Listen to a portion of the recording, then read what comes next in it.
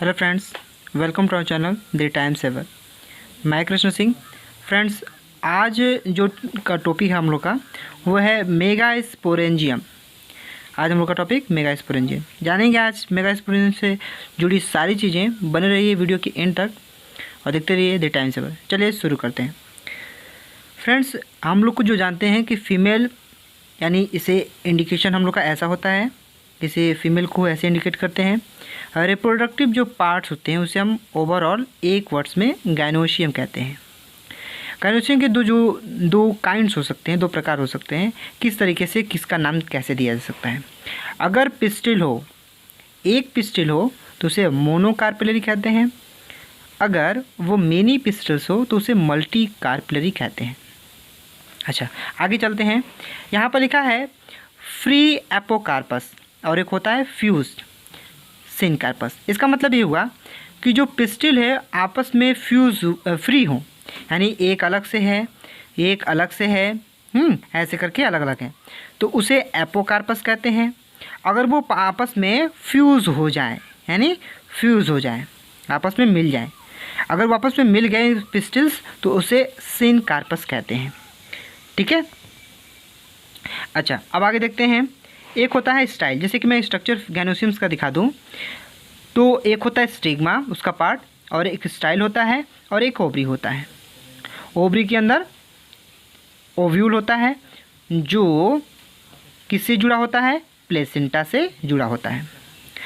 उसमें जो सेकेंड वाला जो हम लोग का स्टाइल जो दिख रहा है वो दो तरीके के दिखा जा सकता है, एक होलो और एक होता है सॉलिड। इसका मतलब ये हुआ इनकी सेल जो होंगी वो पूरे एरिया को ब्लॉक नहीं की होगी, बीच में खाली होगा, और जो सॉलिड होता है वो सेल्स पूरी तरह से ब्लॉक की होगी,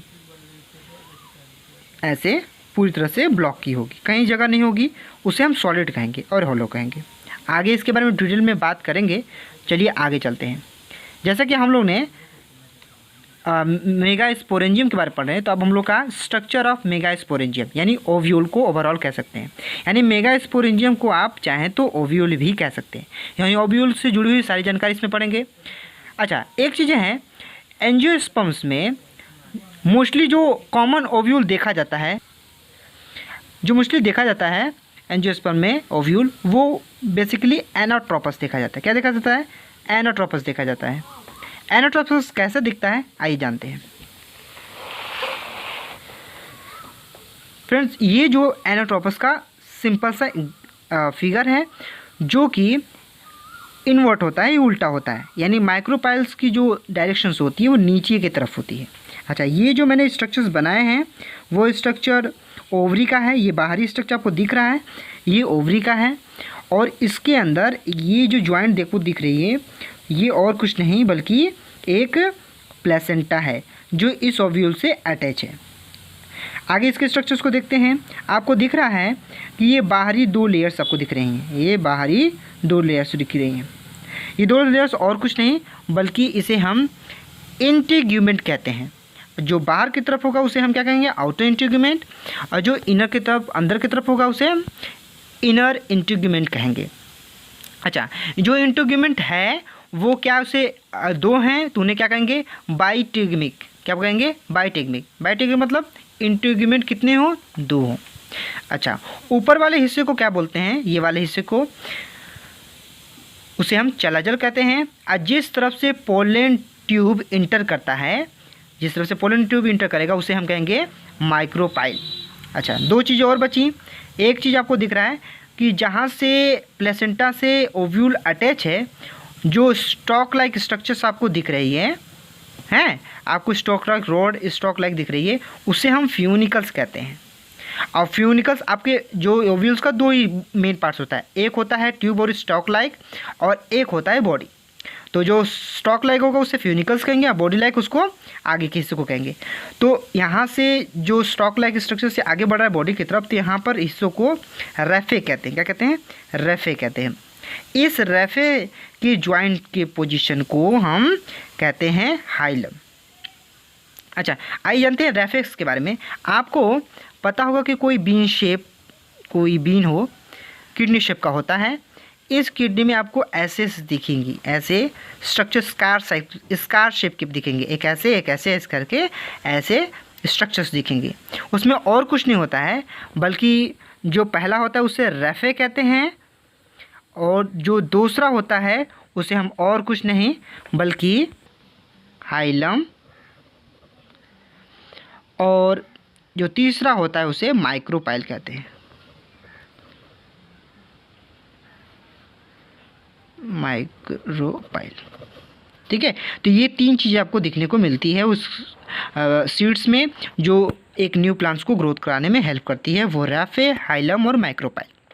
आइए जानते हैं न्यूक्लियस से जुड़ी हुई जानकारी। एक चीज़ आपको छूट गया बीच में, एक चीज़ को देखेंगे कि ये जो बीच का जो इनर मास्ट शेल्स आपको दिख रहा है वो और कुछ नहीं बल्कि वो क्या है, न्यूक्लियस है। आप इसे न्यूक्लियस ना समझें, ये न्यूक्लियस है। आपके एग्जाम पे स्पेलिंग कन्फर्म कर देता हूँ, न्यूक्लियस, ठीक है, ये न्यूक्लियस है। इनर मास्ट शेल जो होती है वो न्यूक्लियस होती है। न्यूक्लियस से जुड़ी हुई जानकारी आपको देखते हैं। न्यूक्लियस में एक होता है लेस न्यूक्लियस। अगर न्यूक्लियस की जो सेल्स की मास है वो अगर कम हो तो उसे हम बोलते हैं टेन्यू न्यूक्लिएट। क्या बोलेंगे, टेन्यू न्यूक्लिएट। और न्यूक्लियस अगर प्लेंटी हो, यानी प्लेंटी ऑफ न्यूक्लियस, तो उसे बोलेंगे क्रासी न्यूक्लियस, कहेंगे क्रासी न्यूक्लियस। और देखते हैं, आपको एक बताने वाली चीज़ है कि ये जितनी भी इनर मास सेल्स हैं उसमें से कोई एक सेल्स क्या करती हैं, वो लार्ज करती है, ग्रोथ करती है। ग्रोथ करने के बाद वो बड़ी होती है। अब वो किस साइड बड़ी होगी, वो माइक्रोपाइल, यानी जिधर से पोलन ट्यूब इंटर करेगा उस साइड से ये बड़ी, उस साइड की तरफ ये सेल्स बड़ी होगी। सबसे बड़ी साइज़ की होगी, उसे क्या नाम देंगे हम, कुछ स्पेशल नाम देंगे, वो और कुछ नहीं बल्कि MMC।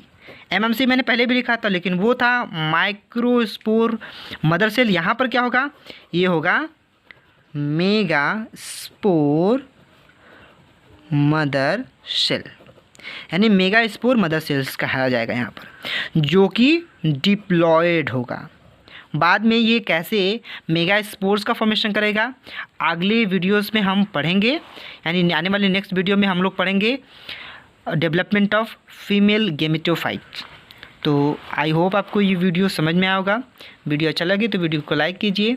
अगर आप मेरे चैनल पर नए हैं तो चैनल को सब्सक्राइब कर लीजिए। अगर आप इसे फेसबुक पेज पे देख रहे हैं तो पेज को लाइक कीजिए। कोई सजेशन हो तो कमेंट बॉक्स में जाके कमेंट कीजिए। Thanks for watching.